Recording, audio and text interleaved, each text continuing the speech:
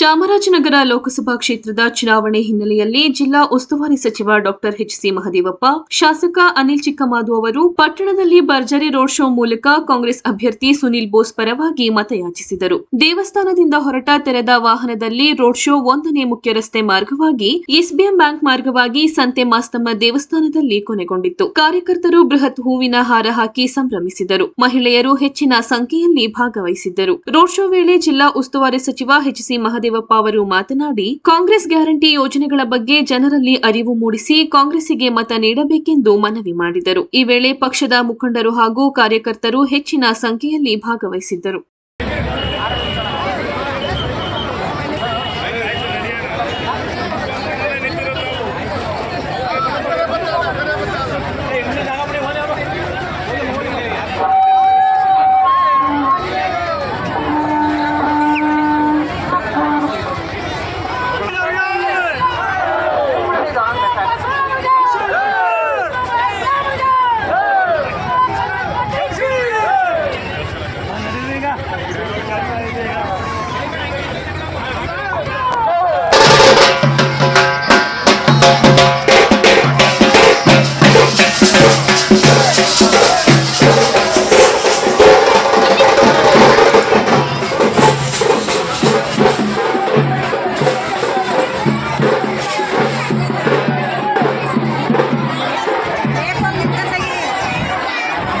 ಸಂಪೂರ್ಣವಾಗಿ ಮಹಿಳೆಯರು ಟೊಂಕ ಕಟ್ಟಿ ನಿಂತಿದ್ದಾರೆ. ಕಾಂಗ್ರೆಸ್ ಗೆಲ್ಲಿಸಲೇಬೇಕು ಅಂತ ಅಲ್ವಾ?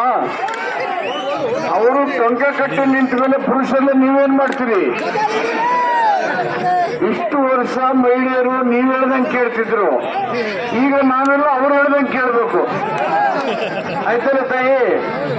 ಈಗಾಗಲೇ ನೀವು ಕಾಂಗ್ರೆಸ್ ಸುದ್ದಿ ಮಾಡೋದು ನಮ್ಮ ಸರ್ಕಾರದ ಜವಾಬ್ದಾರಿ. ನಮ್ಮ ಅನಿಲ್ ಅವರು ಅದಕ್ಕೋಸ್ಕರ ಹೋರಾಟ ಮಾಡ್ತಾ ಇದ್ದಾರೆ ಹಗಲು ರಾತ್ರಿ.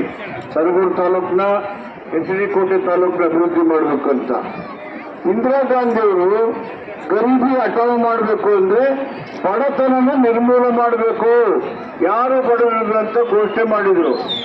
ಮೋದಿ ಅವರು ಬಡವರನ್ನೇ ನಿರ್ಮೂಲ ಮಾಡಬೇಕು ಅಂತ ಹೊರಟಿದ್ದಾರೆ. ವ್ಯತ್ಯಾಸ ಬಿಜೆಪಿ ಕಾಂಗ್ರೆಸ್ಗೇನು? ಕಾಂಗ್ರೆಸ್ ಬಡತನ ನಿರ್ಮೂಲ ಮಾಡಬೇಕು ಅನ್ನುತ್ತೆ, ಬಿಜೆಪಿಯವರು ಬಡವರನ್ನೇ ಮುಗಿಸ್ಬಿಡ್ಬೇಕು ಅಂತ ಹೊರಟಿದ್ದಾರೆ.